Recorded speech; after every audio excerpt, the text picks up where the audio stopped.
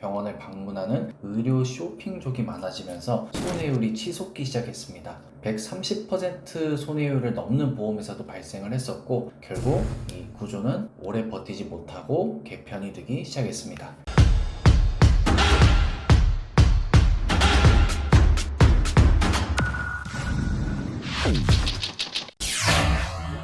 안녕하세요.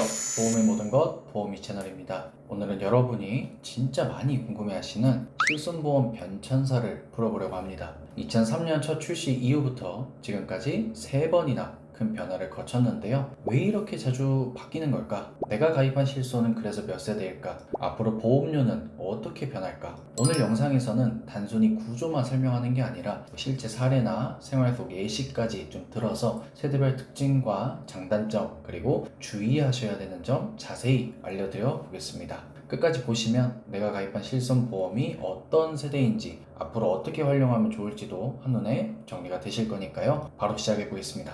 먼저 1세대 구실손이라고 불리는 1세대 실손보험인데요. 말 그대로 황제보험이라고 불렸고 지금도 그렇게 불리고 있습니다. 급여나 비급여를 가리지 않고 거의 모든 의료비를 100% 보장해줬거든요. 예를 들어서 A씨가 감기로 동네 병원에 갔어요. 진료비가 2만원 정도 나왔는데 보험 청구하면 전액 다 돌려받는 그런 구조였죠. 또 허리가 아파서 고가의 도수 치료를 받더라도 거의 전액 보장됩니다. 소비자 입장에서는 말 그대로 천국이죠. 하지만 보험사 입장에서도 천국은 아니라는 거죠. 보험사 입장에서는 아주 큰 문제로 자리 잡았는데, 어차피 다 나오는데 병원 그냥 가자, 이런 식으로 불필요하게 병원을 방문하는 의료 쇼핑족이 많아지면서 손해율이 치솟기 시작했습니다. 130% 손해율을 넘는 보험에서도 발생을 했었고, 결국 이 구조는 오래 버티지 못하고 개편이 되기 시작했습니다. 그래서 나온 게 2세대 표준화 실손인데요. 2009년부터 금융당국이 직접 개입을 해서 모든 보험사가 같은 구조로만 판매하도록 규제를 하기 시작했습니다. 가장 큰 변화는 자기 부담금이 생겼다는 거죠.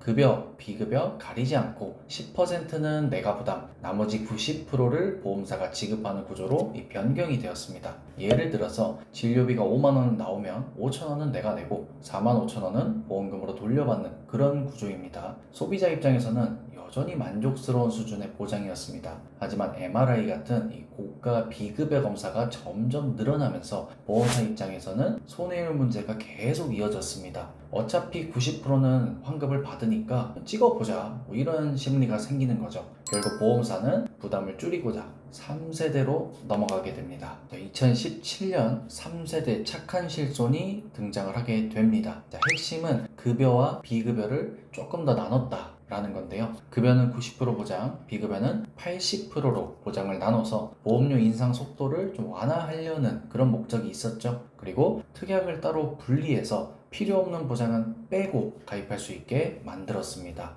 예를 들어서 감기 진료와 같은 급여 항목은 거의 90%까지 돌려받고, 허리 도수 치료 같은 비급여 항목은 80%만 돌려받는 구조였어요. 결과적으로 병원을 자주 가는 사람은 부담이 조금 남지만 평소 건강한 사람은 보험료 절감 효과가 분명했습니다. 그리고 이 분리가 된다라고 제가 말씀을 드렸는데, 이때부터 실손보험 따로, 종합보험 따로 이렇게 목적에 맞게끔 내가 필요한 것만 골라서 가입할 수 있게끔 개편이 되었죠. 그리고 2021년 7월 4세대 실손이 나오면서 구조가 한 번 더 뒤바뀝니다. 급여는 80%, 비급여는 70%로 보장이 조금 줄었고, 여기서 가장 큰 변화는 보험료 할증인데, 비급여 진료를 많이 받은 사람은 다음에 갱신을 할 때 보험료가 2배, 심하면 4배까지도 오를 수가 있습니다. 실제로 4세대 전환을 좀 꺼리는 고객분들이 많으세요.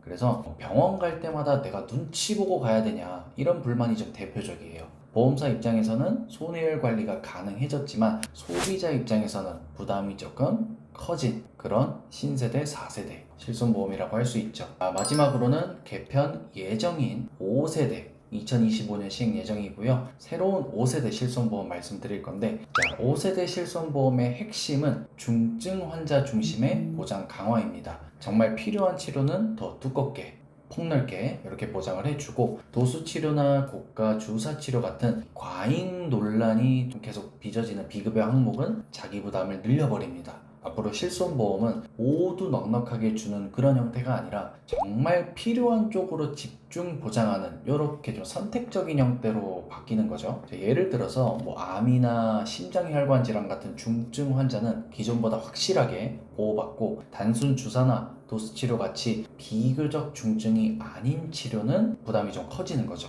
자, 정리를 해보자면 1세대는 황제보험이었고 100% 보장, 2세대는 표준화로 좀 이렇게 모든 보험사가 동일하게 보장이 통일되고 90% 보장, 그리고 3세대는 급여는 90%, 비급여 80%, 그리고 4세대는 급여가 80%, 비급여는 70%, 그리고 할증이 도입이 되었고, 앞으로 개편 예정인 5세대는 중증 질환 중심으로 보장이 강화가 되면서 비교적 경증 치료들에 대해서는 보장을 좀 축소하는 그런 방향으로 바뀐다, 이렇게 보시면 되고요. 결국 핵심은 비급여 관리입니다. 불필요한 진료를 줄이고 꼭 필요한 보장만 챙기셔야 실손보험을 제대로 활용할 수 있게끔 앞으로 계속 변동이 될 예정입니다. 여러분이 가입한 실손보험이 몇 세대인지 꼭 확인을 해보시고, 필요하다면 리모델링도 고려를 해보세요. 오늘 영상이 도움이 되셨다면 구독과 좋아요 부탁드리고, 보험 상담이 필요하신 분들은 댓글 남겨주시거나 또는 고정 댓글, 그리고 더보기에 저희 카카오 채널 링크 있으니까 그쪽으로 문의사항 남겨주시면 최대한 빠르게 답변 드릴 수 있도록 하겠습니다.